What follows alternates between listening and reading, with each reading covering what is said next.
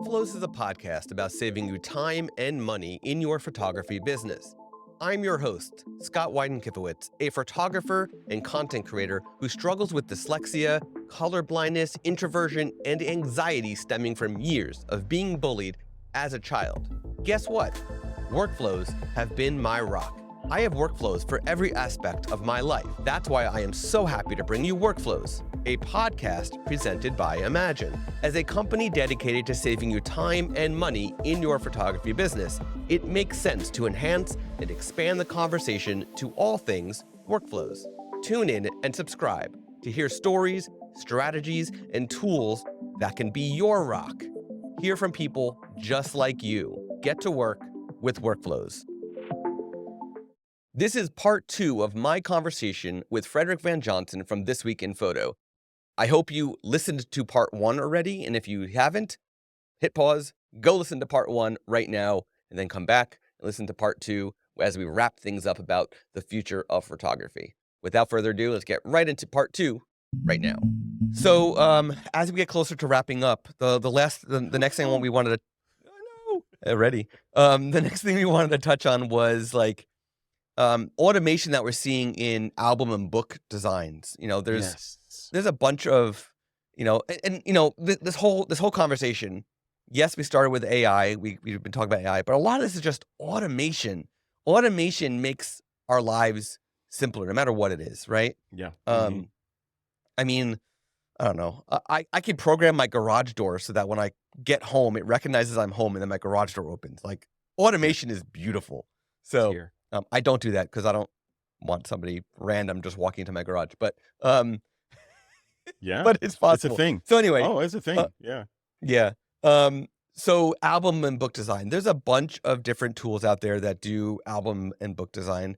Even now, some of these companies are starting to do social design as well, social media design, using their same software they built for album design to now do social design. So, what are your thoughts on using these sort of tools to do client books, to do personal books, to do wedding albums, whatever it is?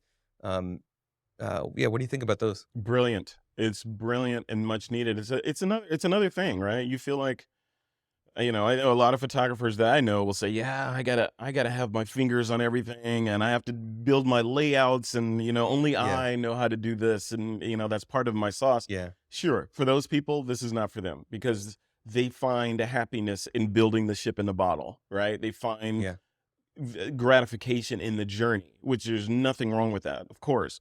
But for the other people that find that drudgery, that kind of work drudgery, I'm not creative. I don't know if I should have 1 shot on this page or 3 or, in composition, she's looking that way. Should she be looking towards the seam of the book?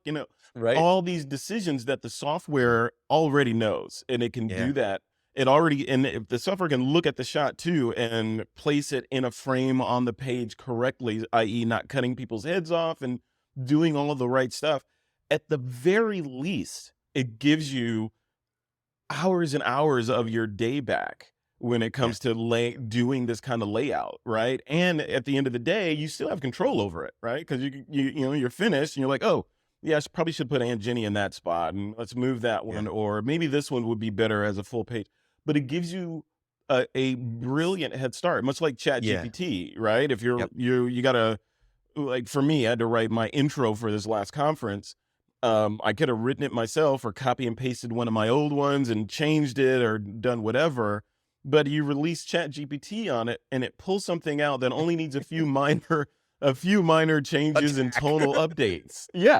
Go fix that for me. My ChatGPT dog.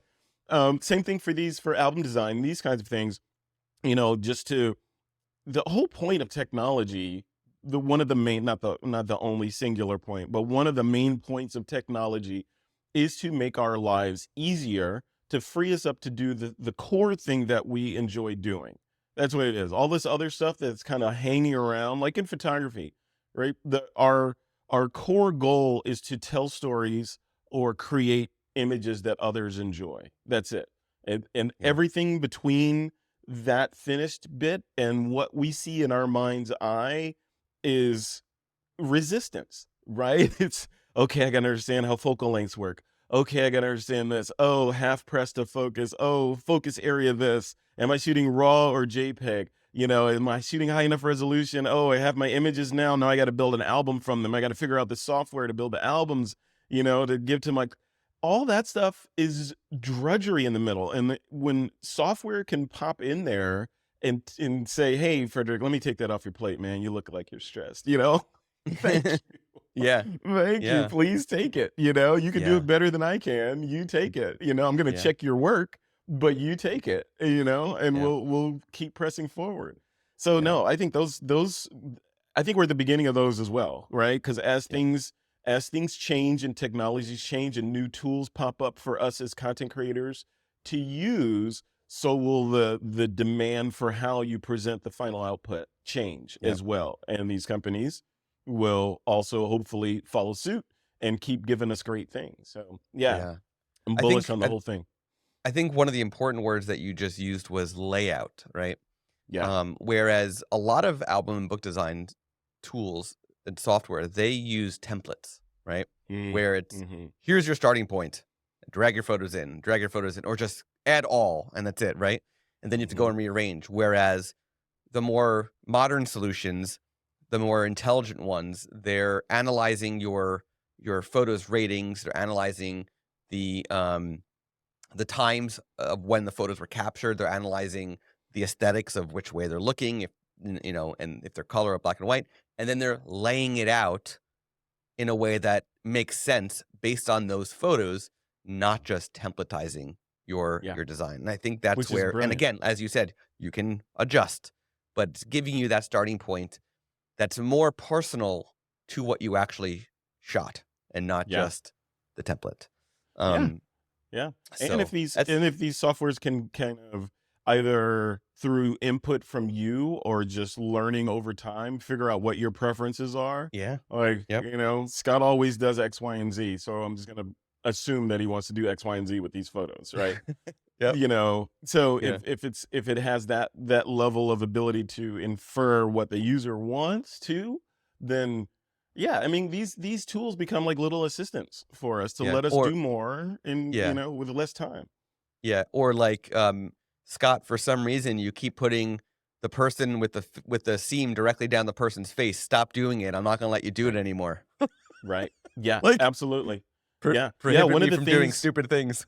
it's interesting you say that. One of the things I was speaking with the Exciter folks on, and one of the things Mhm. that they're working on actually, and it's public, so I can say it, is the idea of using artificial intelligence. And this is going to be controversial. Mhm. Uh, Using artificial intelligence to judge photography contests. Oh, Mm, that's imagine gonna be that. very So yeah, positives and negatives, right? So yeah, on the positive side, sure, it's a photo contest. You can give it the parameters of the contest.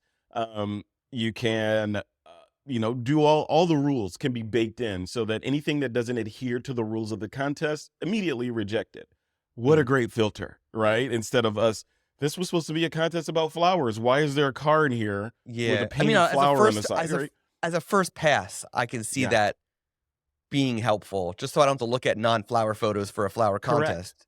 But that's low I hanging can't. fruit, right? That first Yeah, filter to yeah, reject things that don't adhere to what the contest is about. The yeah, second level is like you're saying, these AIs understand lighting, composition, exposure, to some degree creativity, arguably, right? So mhm, they can hopefully tell what is a good photograph. Again, subjective, right? And mhm, controversial. What is a quote good photograph versus what is a quote bad photograph, and say, okay, this one can go forward to the next stage because of these yeah, reasons, this one cannot. So yeah, so I think though the tech can be used in some uses to be a standalone judge of a group of photos, to say out of all these photos, these three are the best, so winner, mhm, and I'm going to rank them like this. So you can do that yeah, instantly, I think.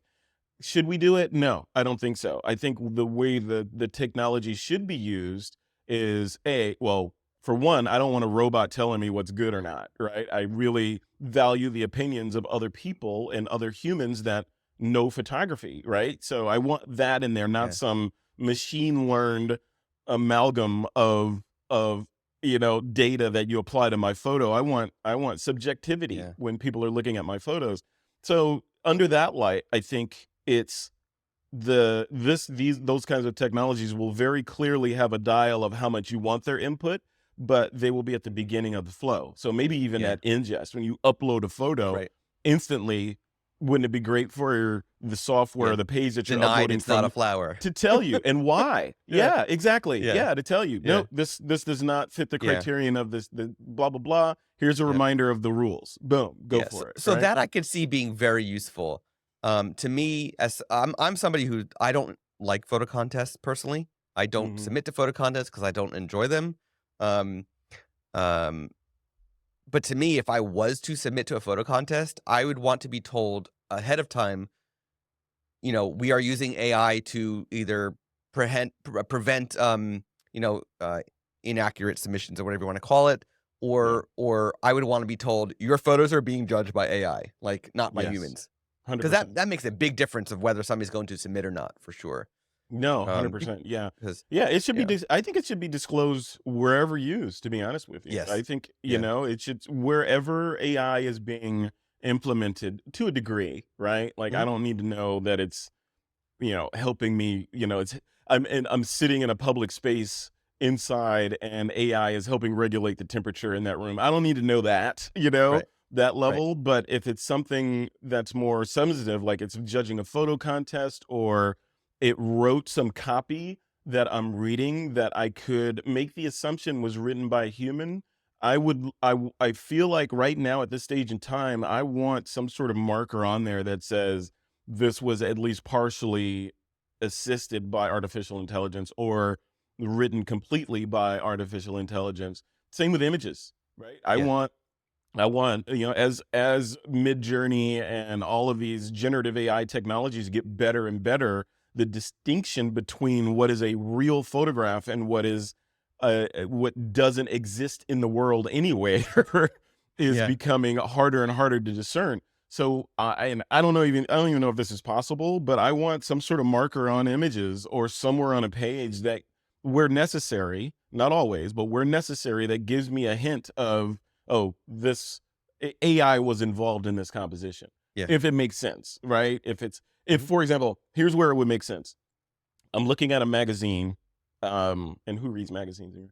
But I'm looking at a magazine, and there's a shot of some delicious chocolate cake in there for a Betty Crocker ad, right? And the whole thing could be AI generated. I have no idea if it was or not, because it looks right. photorealistic, it looks delicious and all that. If it was generated by AI, because it's a cake that they're trying to get me to buy, or a cake mix, I want It to should be know. disclosed. Yeah, I wouldn't disclose it. If it's just a photo of a birthday party with a kid in there and there's a cake on the table and it's not about the cake, then I don't care. It could be that cake could be AI generated. I don't care. It's in yeah, service of the story. But I think we need a yeah, level of disclosure and genuineness, as we start to move forward with this stuff, and it takes root. yeah. Yeah, I think if it does get incorporated into magazines like that, it's going to quickly filter out the ethical versus non-ethical publications for sure. Yeah. Hmm. The ones who don't disclose when it comes to important things like an ad, for example. Um, Yeah. I mean, I'd yeah. like to see a whole here's an idea. Maybe you could do this. I would like to see a whole satirical AI driven magazine, much like The Onion, but AI driven, with like fake news stories, but Everything. in Yeah. AI generated photographs to go along Yeah. with them, to illustrate it. I want to see that. That'd be That interesting. yeah. Someone's gonna do it. It's only a matter of time before somebody does that. Oh yeah, 100%. yeah, absolutely. So is there anything as that's to wrap things up, is there anything going on with over at TWIP, at Flickr, at Smugmug, anything that you want to share that that's going on your side of things? Not particularly. One thing I would just throw out there, and I have a question to throw back at you. Yeah. Um, one thing I would throw out there is about Flickr, right? I've been talking Mhm. since the acquisition happened about a year ago. I've been talking a lot about Flickr and speaking with a lot of different people about Flickr. And Yeah. the general consensus is, oh, Flickr, they're still alive, or It's either that or I still use Flickr, and I've been using Flickr since the Yeah. beginning of time, and I have no intention on stopping using Flickr because it Mhm. is my operating system for my photography, or sharing my photography. So one of the things, and I was in that first group. I've kept since 2008. I've had an active Flickr account, and I've had an active Flickr group. My Flickr group for This Week in Photo has over 100,000 people in there. It's not, I think it has over 100,000, maybe 100,000 images. I don't know. I have to look, but it's not insignificant, the number Mhm. of people that are active inside of Flickr. And what I would encourage folks to do is do what I did. So at one point I was like, okay, let me bear down and get reacquainted with how Flickr works, Mm. because I had fallen off the path. I was one of the early users, 2008, right, of Flickr, and I remember how I used it then, and why I fell in love with it then, and where social media and image sharing kind of veered off to, right or wrong, is different than what Flickr kind of laid out as the path. And Flickr laid out this whole idea of groups and Yeah. individuals that are communicating about a particular type of photography, subgenre of a genre of a subgenre of photography, and there's a giant group around it that love that, and they interact with each other. So the community associated with that and that feedback, I feel like, is part of what's missing with the hashtags and the likes and all that of Yeah. today. Just Yeah. that, just like I remember back in the day, I was living in Los Angeles. I wanted to be a headshot. I wanted to start shooting headshots, and I did. So I was shooting headshots for actors and actresses down there. And as a new guy to Flickr, I was like, okay, I have this set of photos that I did of this particular person. Let me just upload them all to Flickr and let the community tell me which one is best. And that's Right. the way I used it, almost like as an AI, right? Upload Yeah. everything. And then we evolved past that with like 500px and those kind of initiatives where it was only upload the best of the best and get Right. feedback on that. So I Yeah. applaud that direction, but the lack of community is what's, I feel like, missing in a ton of photography today. This is why I started up the TWIP community, because there's the whole part of photography is just interacting with other people. It's not a sport where you can just go shoot and enjoy the fruits of your labor and then go on to the next thing. It is conversational, it is educational, it's psychological, it's all Yeah. these things that only a community can bring out. So yeah, I would encourage people to go check out, if you still have your Flickr account, I'd go dust it off and go back in there and see why you fell in love with it in the first place and use it.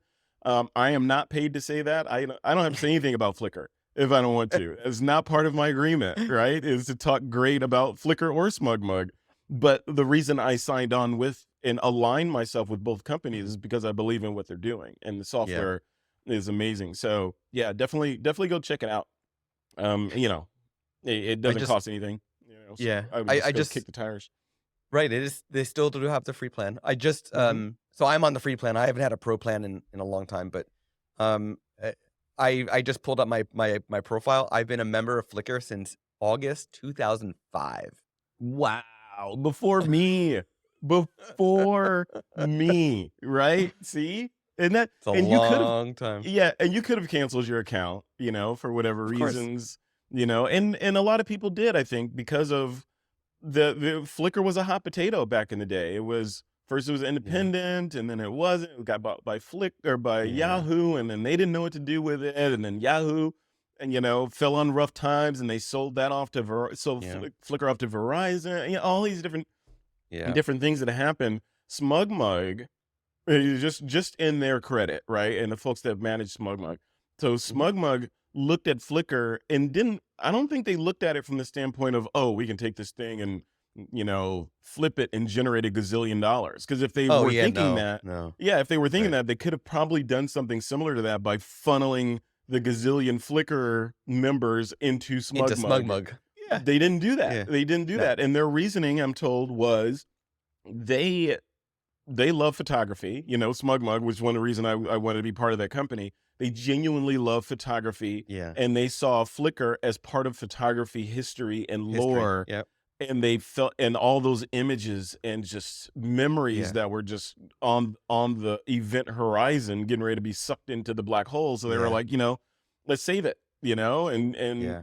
and make sure that it's going to be around for generations and generations through infrastructure and all the things that they did when they Yeah. bought it. So they modernized everything, bought it, or they bought it, then modernized Yeah. everything, put it on, the correct servers and all that, and boom, and it's off into the races. Yeah. And speaking with them, I had a conversation with the CEO, and speaking with them, I said one of the fears is, yeah, it's gonna go away. There's all these also rans out there. There's Instagram, there's Facebook, there's Mm. 500px. The list goes on of people that are trying to get our images, notwithstanding Adobe and Apple and Microsoft and Google also trying to get our images.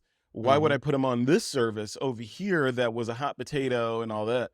So they explained that the without going into it exhaustively, but they explained that they have a commitment that Flickr is not going away. Flickr is going Yeah. to be around for our Forever. kids Yeah. and beyond our kids, and they've taken Yeah. steps to make sure that happens. When I Right. heard that, I was like, if for that alone, it is Yeah. a no-brainer.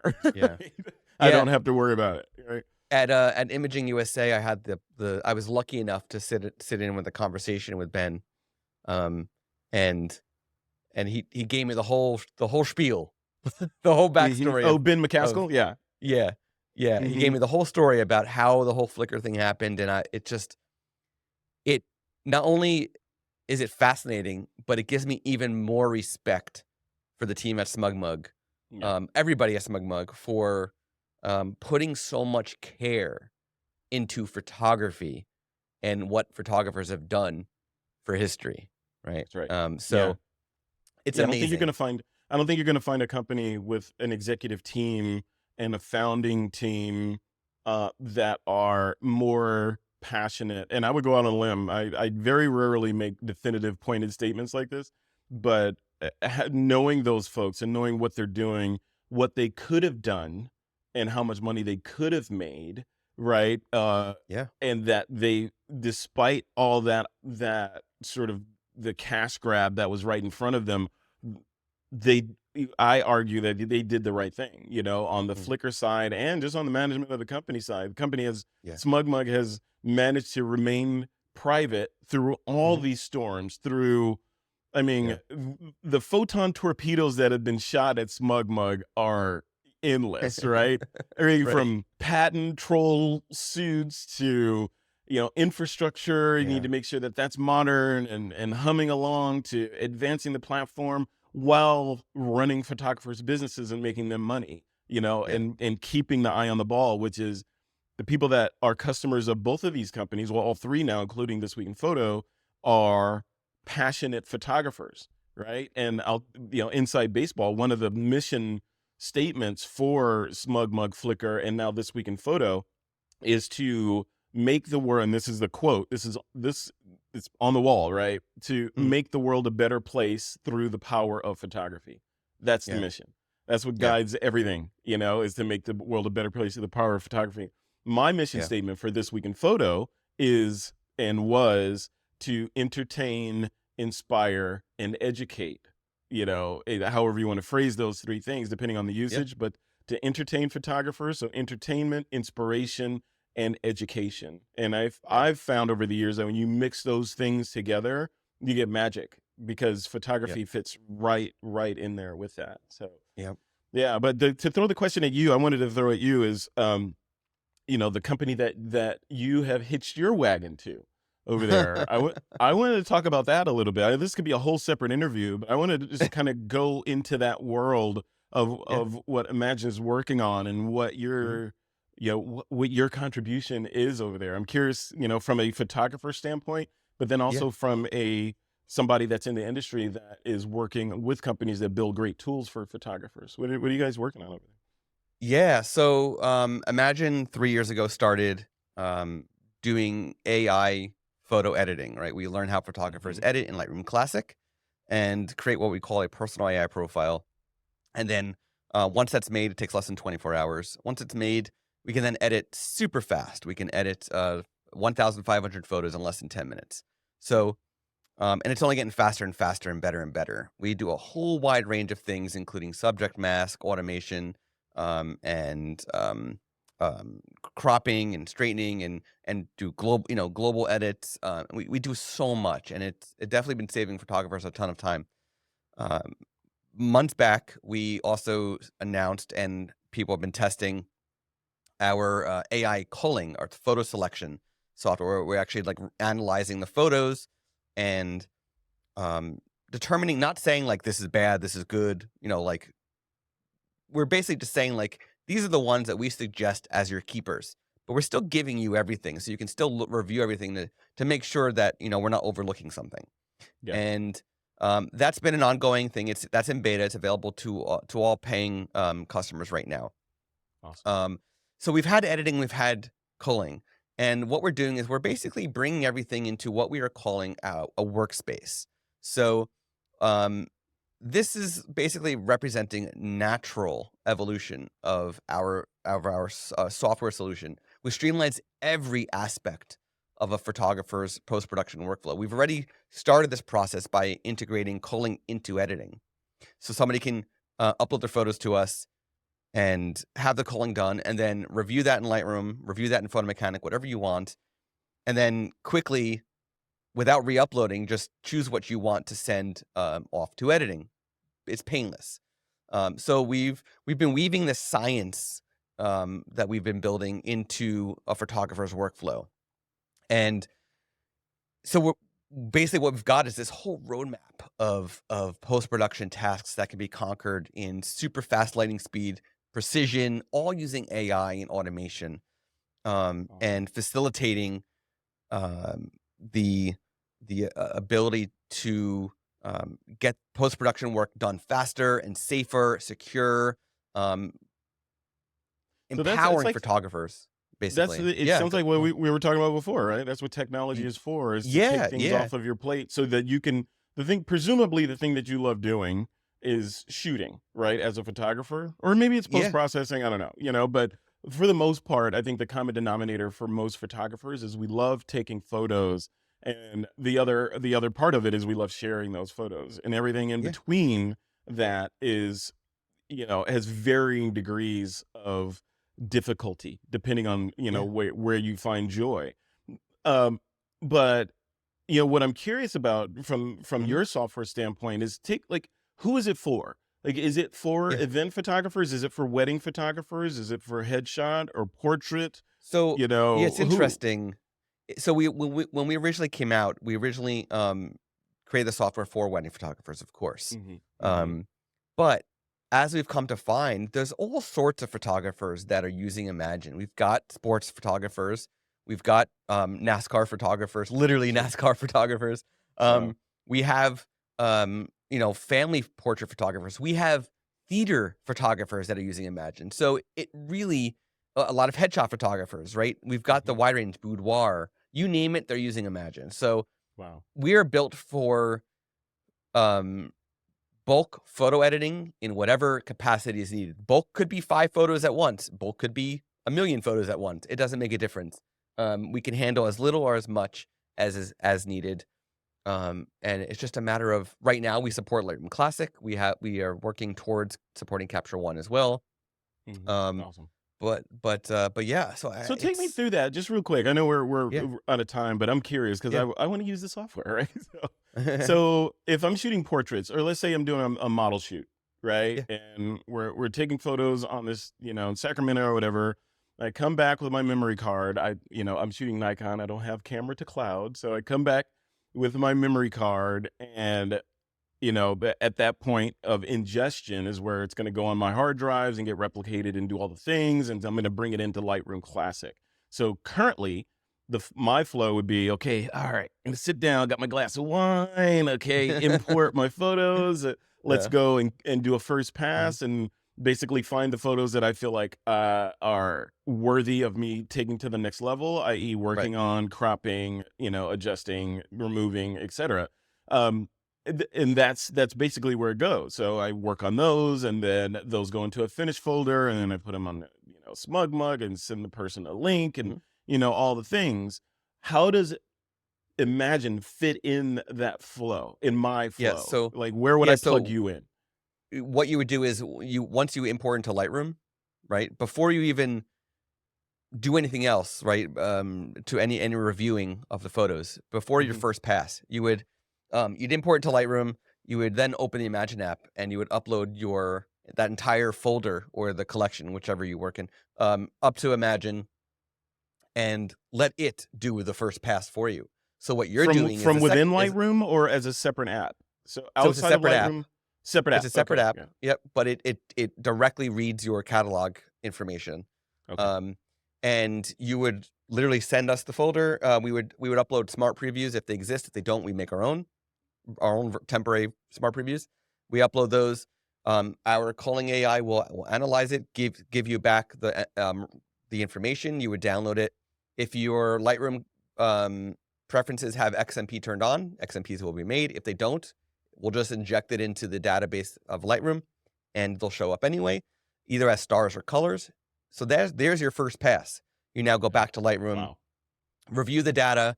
You can go through and make your second pass at this point. Now it's you doing it, right? You're getting back involved. We're letting you take control. It's your creativity. You don't need to, be totally hands off. Maybe one day you will trust it, but right now you don't have to.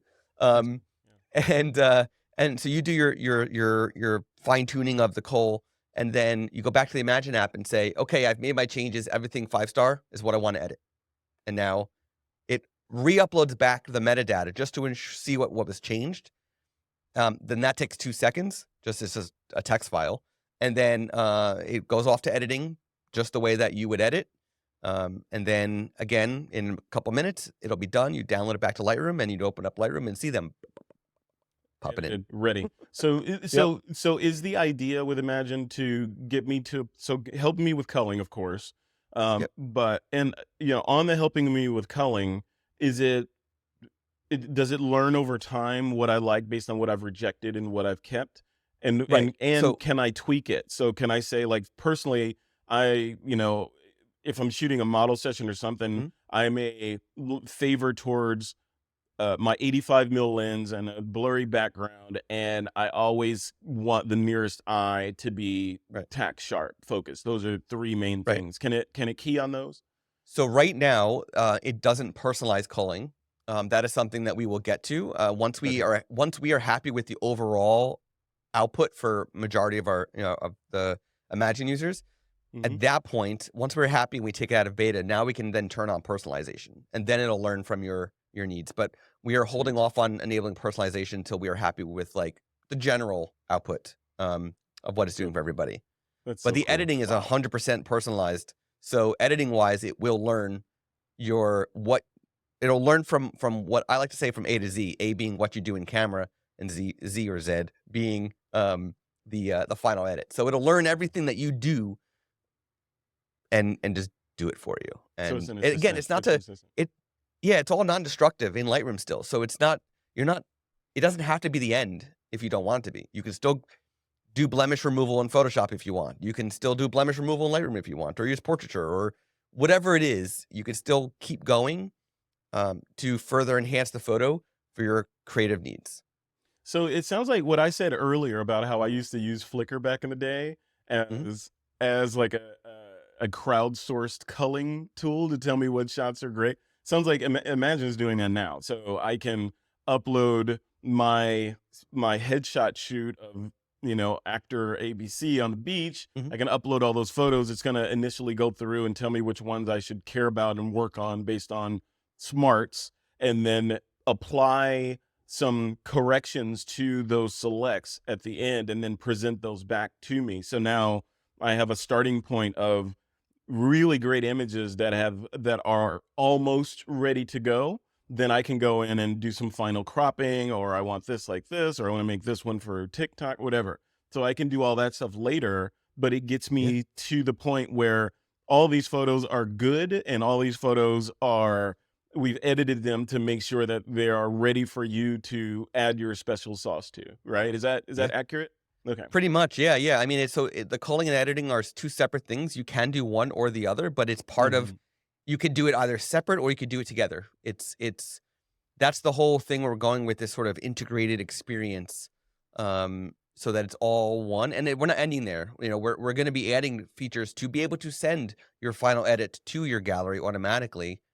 So if you're, hopefully at some point we're integrating with SmugMug and any other potential gallery solution that wants to integrate, we'll be able to send it off to you. But also from the ingestion side of things is part of this new this direction we're going is being able to be a photographer's additional disaster recovery solution. So right now, a lot of photographers are using SmugMug, for example, to back up all their JPEGs, right? Yeah. Because SmugMug makes it really easy to do so, especially from Lightroom. So we're making it easy for photographers to also back up their raw files as they're going to upload for culling or editing. We could back up your raw photos for you at the same time, right? So that's also and the where do those direction we're going. go? If I'm backing up my raw photos, where are they? Where those files live? So that would go to the Imagen servers. So we've got, Oh, interesting. Okay. yeah. So we have Amazon AWS servers that we utilize. The super high production, secure servers, and nobody has access to them. They're very safe. Just like a Flickr or a SmugMug. They're in cloud servers, and they're secured, and all that stuff. So it's that's great. Yeah, SmugMug has that I learned about relatively recently, a couple months ago. There's a service that SmugMug doesn't promote a whole lot. So this might be like a hacker insider tip. But if you look on SmugMug and you search for a feature called SmugMug Source, it will allow you to upload your raw images and store them on SmugMug in perpetuity. Right. So when I learned about that, along with all this Flickr stuff, when I learned about that, I was like, wait a minute. Backblaze? Yeah. So basically, so I don't know that they want the word to be out there that widely, but yeah, it's totally possible to throw all your raws up there and have them accessible to you and not worry about, I got to put a Drobo here or not Drobo or Synology. That's the thing. That's the thing is disaster recovery is becoming even more important as I feel like in many cases consumer hardware is getting poorer and poorer in quality, right? Hard drives fail. I mean, Drobo went out of business. There's so many risks of having your raw files only in a local device and or on one cloud solution. Like, to me, it's like there was a time where I had SmugMug and I had Backblaze and I had Dropbox and I have, like, the more the better in my opinion, right? And then have the JPEG somewhere else, So it's you can't have too many, and if they're affordable, if cloud is more in some cases for some people, cloud is more affordable, and having these expensive NAS drives and all these additional hardware in your studio, in your house. So I'm very excited about the future of backups in everything, because I feel like it's all headed in good directions, and it's only in the photographer's benefit, which is the best 100%. part. Yeah. For me, I'm weird, but for me, I feel like everything you said is 100% true. Backups in the cloud on your servers on SmugMug, where anywhere but here, basically. Yes. I want them to live and I want them to be accessible, because I think what a lot of photographers are solving for is, what if my house just implodes on itself and falls into a poltergeist black hole or something, right? And all my computers. Well, you're in California. It could. I actually live in Cuesta Verde. I'm just saying. No. But what was that sound? But Knock on wood. totally. But we're solving for that. If something catastrophic like that happens, one of the things that we are going to be most stressed about is our photos and all that stuff. So having it offsite in the cloud makes a ton of sense. But also, what I'm solving for is just being able to get stuff instantly. So, like, for me, I want local. I want everything, all my stuff local, and I want to be able to access it. And that's mainly because, what if a company goes out of business? What if a company gets eaten by another company, and that company doesn't think that part of the business is important, and they shutter it? Now I got to scramble and figure out a solution, which is not to say that's going to happen to any of the companies we've mentioned, but paranoid Frederick and my photos, I want local, but then I want it in the cloud too, on The these other redundancy. areas. The Yeah, the redundancy. redundancy. Yeah. Yeah, Yeah. that's it. Redundancy and access Yeah. and safety. You know, like Yep. my friend Alex Lindsay, who used to be on TWIP, one of the founders of TWIP. Mhm. He would say that data doesn't exist unless it exists in 3 locations simultaneously, Yes. Yep. which makes sense. So it needs to, or a photo, let's say a photo needs to be on your local drive here, Mhm. on, like you said, on your Dropbox, or maybe at a friend's house. Maybe you guys are mirroring drives and doing that dance, or at Yep. grandma's or your parents or something. So there's another copy of it. And then there's a copy up there in the cloud Yeah. as well. Yep. So if something happens on Earth and those things go away, you still have your cloud backup. Something happens to the cloud backup, you have one of those. So you got the tripod of stability, which I think Yeah. is really, really important. I've lived by that since he said that. It's Yep. made sense, to kind of follow that Yeah. rule of thumb. I've been using the 3-2-1 rule, which is very basically it's the same thing. But it's Hmm. spelled out as basically 3 backups, 2 of which are local, 1 is cloud. I've been looking at it more as at least 3 backups. I do have 2 local, but I would say 1 local at a minimum, 2 clouds, because Yeah. again, clouds are safer in the long run, right? Yeah. Um, Yeah. and Yeah. It's hardware scarier, it's gets to be safer. expensive. Yeah, you're right. It's safer, but depending on who you are and the volume of your Yeah. photography, part Yes. of the Yes. hard part could be getting your photos up there in the first place, right? Yeah. So if Yep. you're shooting, a gazillion images every weekend on weddings or whatever, and you're still Yep. trying to upload, you could never catch Yeah. up, right? Because See, I you're think that's filling the that's the bucket beauty. faster than you can empty it. So Yeah, but that's the beauty of how Imagine is doing it, is we're building it into the workflow. So when you're going to upload your 6,000 photos you shot at the wedding to Cole, right? Initially, we're backing up your raw photos at that point. beautiful, When you're not beautiful. uploading to Cole, it's backed up. Again, this is not yet. This is the future. This is what's coming. Yeah, And then from there, you can go into edit, and again, your photos are still backed up. So if something yeah, happens, you know. Um, yeah. so That's important. let's, yeah, definitely. To wrap things up, I want to just say from the workflows podcast, the Imagine side of things, please definitely go and check out TWIP, This Week in Photo. Listen to all of Frederick's episodes. Check out the website, check out the community there. And that's what this is about. This is about, you know, introducing for everybody who on the Imagine side who hasn't heard of This Week in Photo to definitely go and check it out. I've known Frederick for a Likewise. long time. A So long time, yeah, yeah, wow, yeah, it's been forever. Yeah, I think yeah. I had more hair back when we first met. Maybe a little Same. bit, maybe a little bit. And I would throw it back at you as well. For the folks in the This Week in Photo listening audience that are listening and watching this, you heard what we talked about, right? With how Imagine kind of fits into the workflow of what you're doing, depending on what your genre is.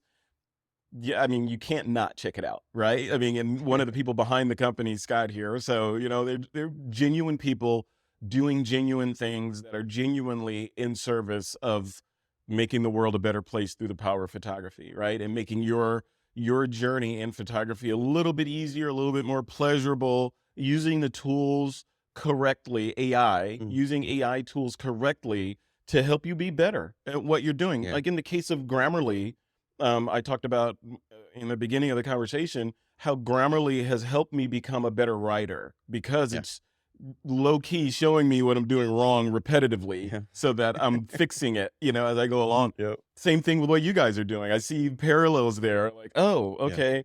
And I'm always overexposing because it's always needing to, it's always pulling my exposure back a little bit. Maybe I should work on that. Yeah.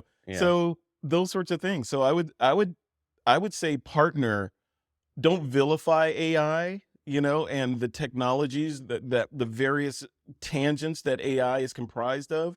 Don't vilify it. Now is the time to be educated about it. Whether or not you're going to dive in and become a proponent of the technologies and all this stuff, but dive in and understand how this stuff works and how people are using it. On the bullish side, figure out how AI can make you a better photographer using software like Imagen, using the different tools that are available to you. Figure out what it is you want to be as a photographer and how these new technologies can now kickstart what you're trying to do. These are techs that Ansel Adams didn't have, right? Mm. Yet he still managed to make great photos, right? And Yep. now you have all these cool things, whether it's the cameras, it's the software, it's the community, and all these things. So yeah, use them and don't be afraid of them. I saw and I don't know if you saw this ad campaign that Nikon put out, and I'm a Nikon shooter, Yes. so I'm pro Yeah. Nikon, right? Yep. So they put out this campaign on basically the gist of the campaign was don't give up on reality yet, right? Because everyone was doing this mid-journey stuff and yada, all these cool things. And Mhm. Nikon put out this, basically it was an ad campaign that showed, and I'll put it in the TWIP blog post as well. But the commercial that they put together, or the piece, was showing real locations, fantastical locations around the planet that Nikon photographers had captured, and then they Yeah. prompted them. So they wrote a prompt that you would have written to generate that kind of image, but of Yeah. course it was a real image, right? Yeah. So I thought that was good. That was an interesting take on it. But at the end of it, they had a screen up that had, how they put the text on the screen, and they had a text on the screen that said, "This campaign inspired hundreds of photographers to go out and shoot in reality," or something like that. And the first thing I thought was, only hundreds? Right? Only hundreds of photographers? For one, I mean, you look at Midjourney and Adobe and all these different companies that are springing up, millions and millions and millions of Yeah. people are trying these things. So hundreds is a drop in the bucket. So I wouldn't have leaned into that if I were you, Nikon. And on the other side of it, I was thinking, why are you raging against the machine, literally, right? Mm. Why not change the narrative of the conversation to be something like, look at what these amazing Nikon photographers are doing with their amazing images that they shot with their Nikon cameras, and then used AI to do these things with, right? So kind of leaning into it instead of Mhm. trying to vilify it. I think vilifying the AI tech right now, where there's generative or large language models or whatever, is a losing Right. battle. It's like trying to stuff the toothpaste back in the tube. It's not going. Yeah. You might as well just See, brush your teeth. so I'm also a Nikon user, and I still love my Nikons, and I always will. But Yeah. did you notice that after that campaign came out, that a lot of the photos were sourced from Flickr and not actually I shot for the campaign? I did not see that. Yeah. Well, I'm telling. So so it was a very clever campaign. I was like loving it as I watched the video, and then I saw the news about how it was literally like some of it was even Creative Commons, like Yeah. unpaid. So That's I mean, oh, that's yeah. so sad. That's interesting. That's the thing about Flickr, and one of the powers that people kind of overlook that Nikon inadvertently leveraged, right? And that's the Mhm. fact that the metadata for the photos that you upload, if you choose it to Yep. be, but by Yeah. default, the metadata for your photos, the focal length, the lens you use, the camera Yeah. body you use, the exposure information, et All cetera, there. is all recorded in Yeah. and displayed beautifully with your photo, Searchable. and Searchable. searchable. So like Nikon did, you could say, you know Yeah. what, I want to see what is the world shooting, what are people shooting with Nikon Z9s, Yeah. with the 50, with the 50 Yeah. 50 mil lens, Nikon Z9s. You know what are they doing in San Francisco? Photographers shooting Nikon Z9s in San Francisco last That's month Creative only. Commons available for commercial use. That's Creative Column that I can use in my thing, right? So Yeah. boom, there you go. So Yeah. it's all there. So like the Yeah. Flickr platform and SmugMug are built. It sounds cliche, but I'm gonna say it anyway. By photographers for photographers, Yeah. and those are the things that photographers want, right? You want to. Yep. I see a beautiful picture that I would like to try and do something like that.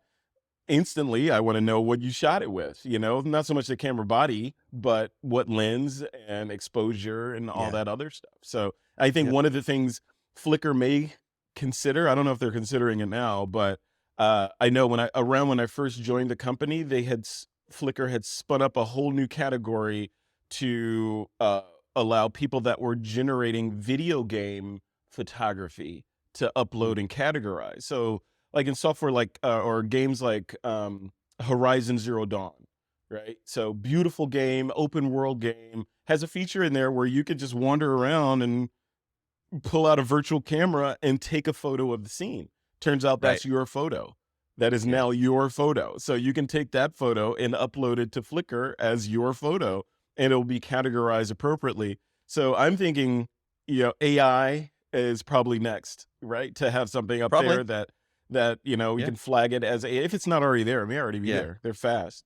Yeah. But something that you can search for all the photos that were generated by AI or even a particular AI algorithm. Like, oh, this is Yeah. from OpenAI, or not Dolly. Yeah. OpenAI, but Yeah. Dolly. Yeah, this is Yeah. from Dolly. This is from Midjourney. This is Yeah. Firefly, whatever. So It's only a matter of time. It's got yeah, to go that direction for sure. But absolutely, absolutely. awesome. Well, let's wrap things up. Thank you, Frederick. Yes, This has been fantastic. I can't wait we to gotta get do it this again. episode out. We will do Everybody. this again. Yeah. Yeah, This absolutely. we'll have to talk about this as we edit the episode, but this might have to be a two-parter because this is a long one. Yeah, yeah. So, Well, but on TWIP it'll be a one-parter because I'm going longer okay. with the episodes. Little news is the way TWIP is going to evolve over the Mhm. next couple of weeks is you remember back in the day TWIP was essentially roundtable discussions with Mhm. multiple photographers in the room discussing a particular topic.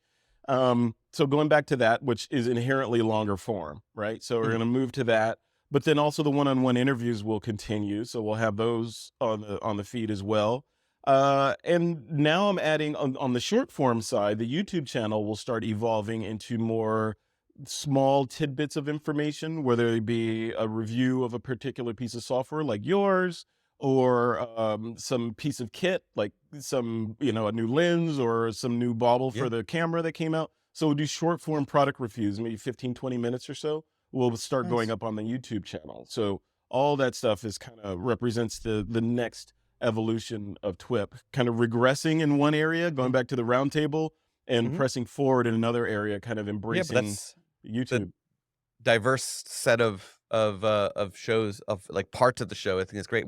I'm planning similar things. Not what you're doing, but like similar segments type of things for workflows as well. Oh, that's awesome. That's cool. I'm gonna be the next one that's gonna be coming hopefully soon, shortly after this episode airs, is what we're calling Workflows Mentors, where we're gonna have one-on-one conversation with a mentee and a mentor talking about whatever they're Oh, I struggling with. like that. I Uh-huh. like You're that. not allowed to Yeah. steal that from me. Oh. ChatGPT, give me words that are similar to mentors that I. Oh Yeah. man, that's So awesome. this has been Yeah. that's been a long thing in the works, but I can't wait till it's finally like out there for Yeah. people No, to it's so much to do. enjoy. Because There's if so one much person to have a do, problem, man. yeah. So Yeah. Yeah. Love this it. has been fantastic. I can't wait for this episode to air. On my side, on your side, it's gonna be great. Yeah. Hopefully we can do more of these in the future. Hopefully people enjoy this crossover type of thing, and we can make it happen more. Absolutely. I'm down, man. Yeah, just say the word and I'm there. This was a good time.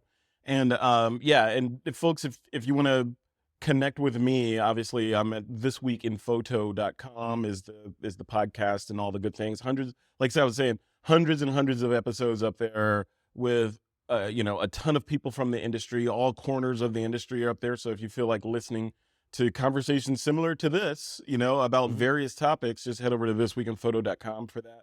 But then also if you're a pro photographer, definitely check out SmugMug, which is my sister company. I can't say enough about how meticulous they are about caring for photographers' images and empowering photographers to, if they want to generate income from their photography, helping them do that. And then on the Flickr side, all the things we talked about. Yeah, I mean, just the metadata piece, you owe it to yourself just to go over there, even if you don't sign Yeah. up, to poke around and explore and see what people are doing with your particular camera and lens Yeah. to get inspired. Like, oh crap, I Yeah. didn't know I could do that, and then go out and shoot. So yeah, Yeah. check it all out. Lots of stuff to look at. Awesome. Yeah, for on the Imagine side, if you are looking for somebody software that is going to help you with your post production to speed things up, let you get back to, going out and traveling and going out and spending time with family, which is what I'm about to do when we stop recording, and do whatever it is you want to do, or work on all the things in your business, then check out Imagine. It's just imagen-ai.com. You'll find the podcast there and all the other stuff. And again, you can try Imagine for free. You don't need to pay us to try us. So Love it. yeah. So this has been fantastic. I'm just gonna hit stop. Here we go. Yeah. Frederick, this was amazing. Thank you so much for this incredible conversation. I can't wait to do more crossover episodes with you, with you and the TWIP community. It's been real. So awesome. This is so good. You have been listening to Workflows, presented by Imagine. To hear more from Workflows, to find links to our guests, and for an exclusive offer for Workflows listeners, please go to imagen-ai.com/podcast and be sure to subscribe to the podcast on Apple Podcasts, Spotify, or wherever you listen to podcasts. Thank you for tuning in. Until next time.